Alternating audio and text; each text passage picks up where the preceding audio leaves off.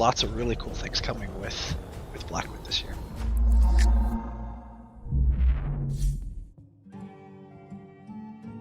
I think the thing that I am most proud of with ESO is what we did after the launch of the game. You know, it's no secret that launch was a little bit bumpy. The game wasn't the type of game that players really resonated with and really wanted. And so the team didn't give up on that. They didn't quit. They listened to the feedback. We went in and we made changes to the game and we improved the game slowly. And then when one Tamriel hit, that to me is kind of the turning point of ESO. And that's when the game went from kind of an MMO that didn't quite know what it was trying to be to a true Elder Scrolls experience where players could go and explore the way they could in the single player games. They had that freedom to just pick a direction and run and go find things, and they weren't level gated. That was the big turning point, and probably the thing overall that I'm most proud of. We take inspiration from really everywhere, from books, from TV, from movies, from other games. Most of all, we take it from this rich history that's already created for Elder Scrolls. The Elder Scrolls universe is over 25 years old now at this point. There's a ridiculous amount of lore and story that we can pull from. We try to kind of take all of those bits and pieces and put them together to tell our own stories in this amazing world. I think the more people that can get access to the game, the better. And so that's why we do have localization in the game. It's a really important part of the game and part of our success. Some of our most successful markets right now are outside of North America and are not native English speakers. We are definitely very interested in looking at how to support those communities more and translating the text into other languages is an important part of that. It is extra work, of course, but it's something that we think is definitely worthwhile. There's lots of really cool things coming with this console enhanced version. This is a true next-gen experience for the Xbox Series X and PlayStation 5. Well, actually, and the S of the Xbox. There are two unique modes that you can set.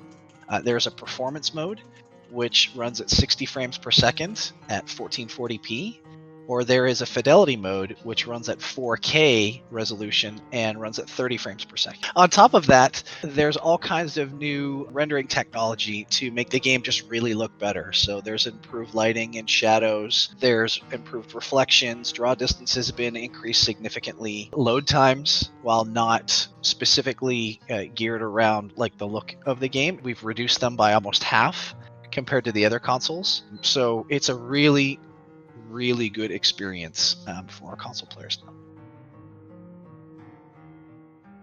I won't go in and spoil the story, but it is a much deeper story than kind of what we've let on so far. It is about Merhunes Dagon and one of his attempts, but you have to uncover a lot of things as you progress through to find out exactly what's going on and why Merhunes is a part of this.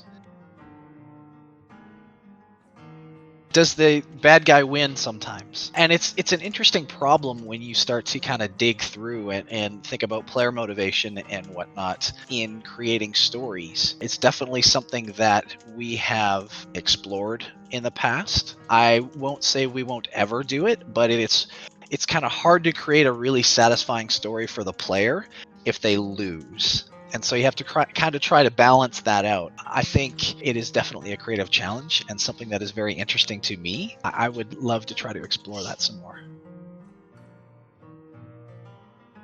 Companions, when you unlock them, or the way you unlock them is by doing quests in the Blackwood chapter. And then once you unlock them, they start at level 1 and you can level them up to level 20. They have all new types of gear to collect. There's new traits for that gear for companions that are tailored specifically towards companions to help them get customized to the individual roles you can set them in. There's also, their skills are different than player skills. in that they have cooldowns and special requirements attached to them. And that allows players to create really interesting behaviors that are both reliable, but also easy to kind of create, because companions have a cooldown and priority based system when they go to choose their abilities. So you can slot abilities on their hotbar, and then the order in which you slot them is the order in which they'll try to fire them. So if you want your companion to be a tank, you would take some of the tanky abilities and put them in the first few slots on the hotbar. And then as the companion kind of goes through that list, it will try to use those abilities first rather than the ones later on. So I get that question a lot, because you're right, we are slowly filling the map of Tamriel up. The beautiful thing about the world of Tamriel and Nirn, there's lots of landmass, but there's also these nearly infinite realms of oblivion to go and explore. The Daedric princes can kind of control and shape those oblivion planes in their own image any way they want. So we have lots of places to go and explore and lots of stories to still tell. It was April 4th was when we officially launched in 2014. So that was 7 years ago at this point. So one of the things that I did was actually send a note to all of the leads and all the directors as just kind of a happy launch day. And we kind of had a little bit of a reminisce about what launch day actually was and how it felt, which was pretty cool, because you kind of forget the chaos of launch day and what it was and just how exciting it was for us to have all these people in this world that we created for the first time. I think for me, the last kind of parting note with Blackwood is this is a bit of a kind of full circle journey for a number of us, me especially, because my first game at Bethesda was Oblivion. So it was really exciting to kind of go back and reimagine and explore some of these locations 17 years later, 15 years later, whatever that number is. And Merhunes Dagon is probably my favorite Daedric prince. I mean, he's this giant dude with 4 arms that swings axes.